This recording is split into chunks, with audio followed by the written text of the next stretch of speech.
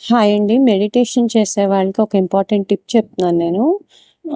Before meditation silence matters అనమాట. అంటే meditation ఒకవేళ మార్నింగ్ 9:30కి స్టార్ట్ చేస్తున్నారు, 10:30 వరకు చేసుకుంటున్నారు. 9:00 నుంచే సైలెంట్‌గా ఉంటే మెడిటేషన్ ఇంకా మంచి బెనిఫిట్స్ ఇస్తుంది. 9-9:30 విపరీతంగా మాట్లాడి మెడిటేషన్‌లో కూర్చుంటే ఆ థాట్సే మనకి రిపీట్ అవుతా ఉంటాయి.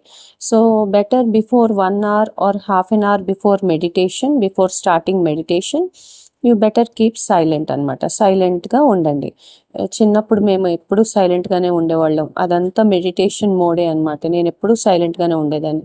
మా ఫాదర్ చాలా సైలెంట్ అనమాట. సో, మేము కూడా చాలా సైలెంట్‌గా ఉండేవాళ్ళం. సో, అదంతా మెడిటేషన్ మోడే. సద్గురు గారు మొన్న ఇషా ఫౌండేషన్ సద్గురు గారు మొన్న ఏదో ఇంటర్వ్యూ వింటుంటే, ఆయన ప్రీచింగ్ వింటుంటే అందులో ఆయన చెప్తున్నారు ఓరల్ డయేరియా అంట.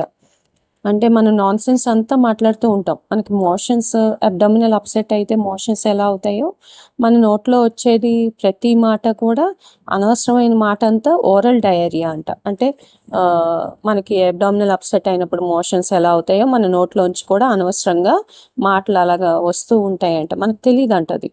మనం కంటిన్యూయస్‌గా మాట్లాడుతూ ఉంటాం. సో, ఎప్పుడు సైలెంట్‌గా ఉండాలో అప్పుడు సైలెంట్‌గా ఉంటే మనకి స్ట్రెస్ తగ్గుద్ది.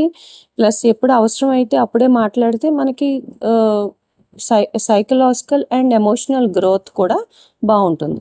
'రేసుగుర్రం' సినిమా చూసారా? అందులో 'ప్రకాష్ రాజు' ఫ్యామిలీ, శృతి హాసన్ వాళ్ళ మమ్మీ, మేట్స్, 'ప్రకాష్ రాజు' మొత్తం యాక్టర్స్ అందరూ ఆ సినిమాలో సైలెంట్‌గా ఉంటారు. యోగా చేసుకుంటారు. వాళ్ళ ఇంట్లో బుద్ధుడి బొమ్మ కూడా ఉంటది.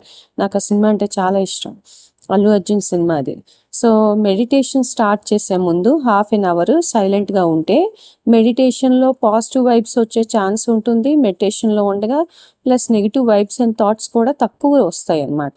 And you will stay happy after meditation. And meditation చేయడానికి మాక్సిమం నెంబర్ ఆఫ్ మినిట్స్ అని ఏం పెట్టుకోకండి. మీరు మెడిటేషన్ స్టార్ట్ చేశాక నేను ఇంకా కూర్చోవాలి, ఇంకా మెడిటేషన్‌లో కూర్చోవాలి అనుకుంటే మీరు మెడిటేషన్ చేయగలుగుతారు.